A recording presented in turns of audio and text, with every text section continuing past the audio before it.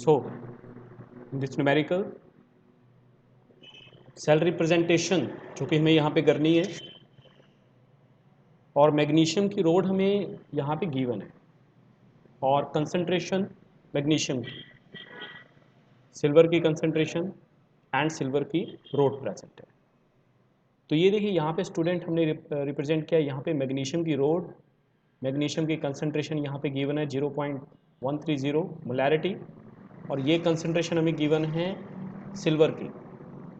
Apply formula E cell E degree cell minus 0.0591 upon N, concentration of product, concentration of reactant. और E cell कैसे find करेंगे?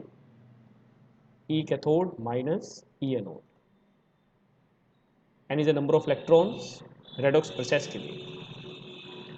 Second numerical, calculate the equilibrium constant for the reaction.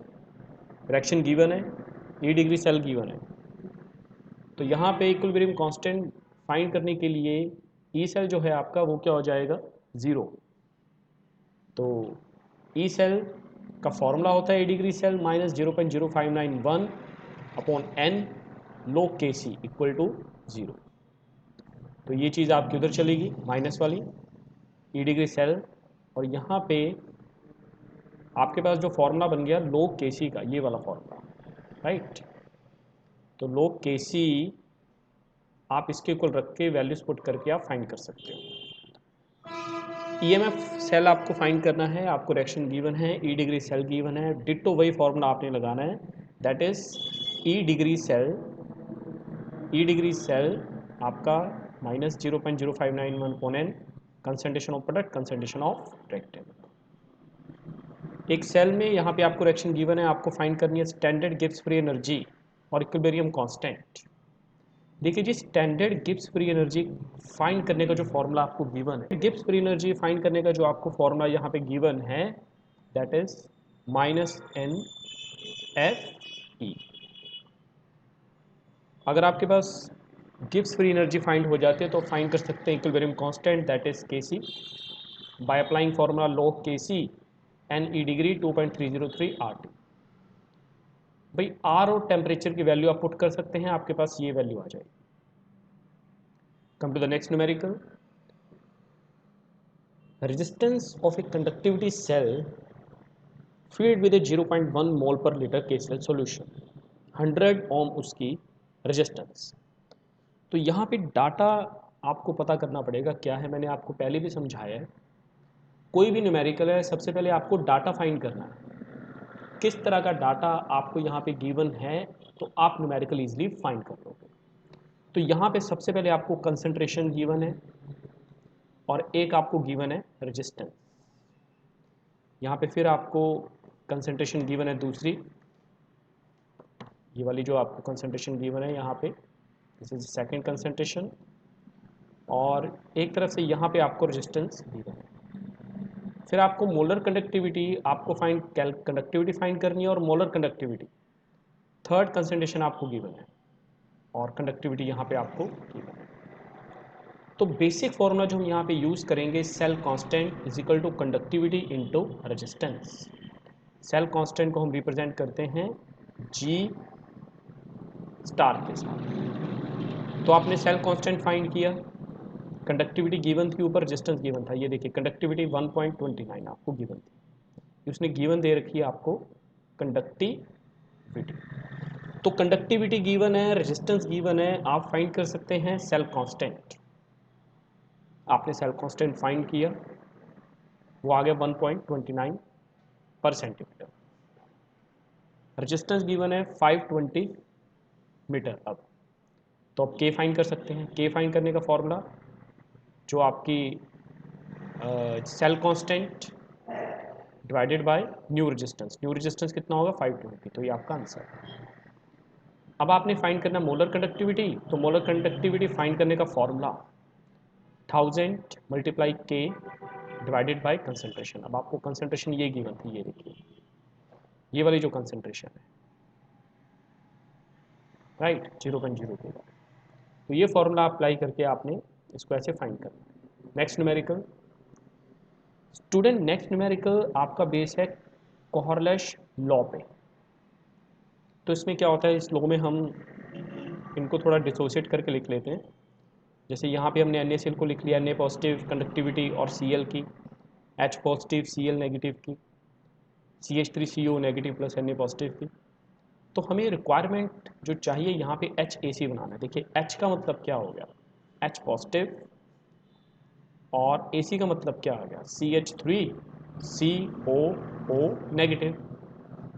तो हमें ये चीज़ बनानी थी, हमने यहाँ पे ये देखिए ये चीज़ हमें बनानी है।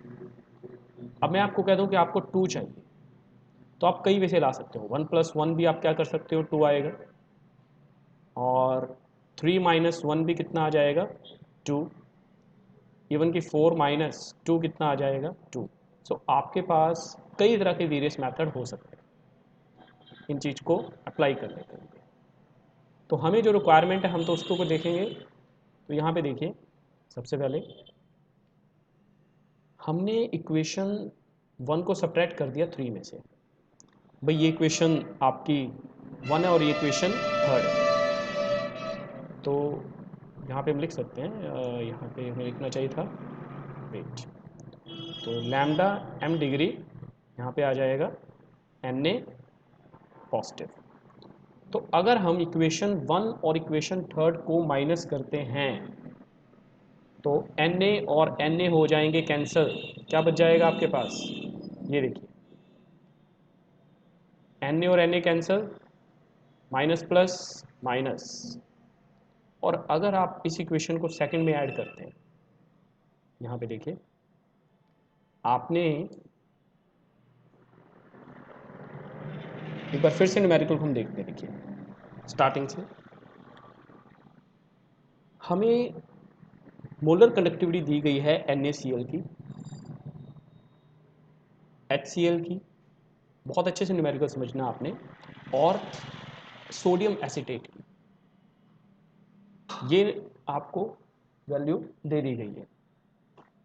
अब आपने जो फाइंड करनी है मोलर कंडक्टिविटी HAC की, तो पहले NaCl को आपने लिख लिया Na positive Cl negative, HCl को लिख लिया H positive Cl negative, sodium acetate को लिख लिया एसीटेट प्लस Na पॉजिटिव।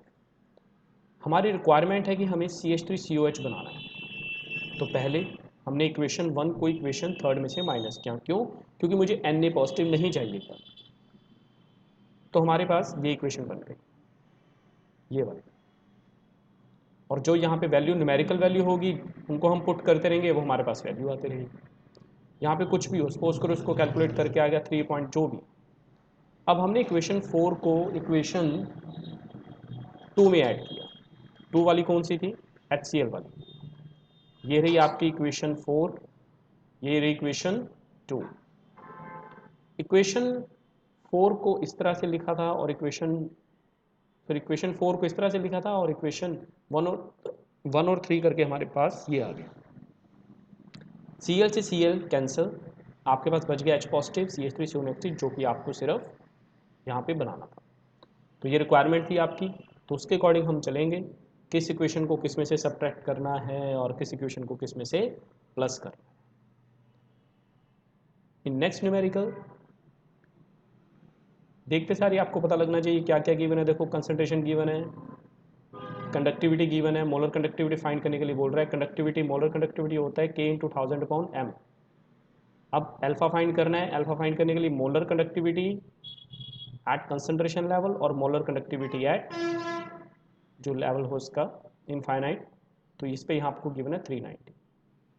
अब इक्विलिब्रियम कांस्टेंट फाइंड हो जाएगा C∝² माइनस अल्फा। आप ये सोच रहे हो कि इसमें लैम्डा सी एम क्या है स्टूडेंट, ये रहा लैम्डा सी एम। इसमें वैल्यूज़ पुट करके K की 1000 और M इनको सॉल्व करके यहाँ पे ये चीज़ आ जाएगी। ये चीज़ आपको कितनी गिवन है, 390.5। तो K अल्फा फाइंड हो जाएगा by putting the value concentration, alpha की वैल्यू पुट करके। कितने फैराडे की इलेक्ट्रिसिटी आपको चाहिए, बहुत इजी न्यूमेरिकल है। 1 फैराडे में 96500 कूलम होते हैं, और कैल्शियम 2 पॉजिटिव 2 इलेक्ट्रॉन गेन करेगा, बन जाएगा कैल्शियम। तो 1 मोल कैल्शियम के लिए 40 ग्राम, कितनी इलेक्ट्रिसिटी चाहिए, 2। ये 2 कैसे आया, क्योंकि यहाँ पे इलेक्ट्रॉन कितने हैं 2। तो 20 ग्राम, सॉरी बेसिक 40 ग्राम होता है इसका एटॉमिक मास। 40 ग्राम के लिए कितना चाहिए 2 फैराडे की इलेक्ट्रिसिटी। 1 ग्राम के लिए निकाल लो, फिर जितने में पूछा गया उतने के निकाल लो। इस तरह एल्युमिनियम के यहाँ पे अब कितने फैराडे लेंगे स्टूडेंट 3 फैराडे। Next numerical. अब यहाँ पे आपको फॉर्मूला मैंने बता दिया, तो आपको कैलकुलेशन करना है, यहाँ पे पता चलना चाहिए ये क्या आपकी कंसंट्रेशन, वेरी गुड। और ये आपके पास क्या गिवन है कंडक्टिविटी, आप क्या फाइंड कर लोगे molar conductivity. Next numerical. Standard आपको सेल्फ पोटेंशियल पता करना है गैल्वेनिक सेल का। तो सबसे पहले तो हम रिएक्शन को लिखते हैं। हमने रिएक्शन यहाँ पे ऑब्जर्व की। सबसे पहले देखा किसकी ऑक्सीडेशन हो रही है, किसकी रिडक्शन हो रही है। जिसकी रिडक्शन होती है उसको हम कैथोड मान के चलते हैं, और जिसकी ऑक्सीडेशन होती है उसको एनोड मान के चलते हैं। यहाँ तक तो सबको क्लियर था। तो ये यहाँ पे मैंने वैल्यू लिख दी है, वैसे एग्जाम में आपको दी होंगी, अगर नहीं भी दी हैं तो आप थोड़ी बहुत वैल्यूज आप याद करके रखो। ई डिग्री सेल आपने निकाल लिया, E cathode minus E anode. Delta G निकालने के लिए minus N F E formula, और लोग केसी फाइंड करने के लिए एन ई डिग्री अपॉन 0.059। इस तरह दूसरे रिएक्शन में भी आप अप्लाई फॉर्मूला करके यहाँ पे कैलकुलेट कर सकते हो। न्यूमेरिकल्स को आप प्रैक्टिस आप जितना करोगे उतनी आपको एफिशिएंसी आपकी हार्ड उसमें जो प्रैक्टिस में आएगी, और एग्ज़ाम में भी आपको अगर न्यूमेरिकल आते हैं तो आपका कॉन्फिडेंस लेवल यहाँ पे इंक्रीज़ हुआ होगा। बट ज़रूरत है प्रैक्टिस बहुत ज़्यादा करने की। न्यूमेरिकल को अंडरस्टैंड करके वीडियो से उनको प्रैक्टिस में करो, ज़्यादा से ज़्यादा प्रैक्टिस करो, ताकि अच्छे से न्यूमेरिकल एग्जाम में कर पाओ विदाउट एनी हेजिटेशन, और कैलकुलेशन प्रॉपर अच्छे से। Thank you.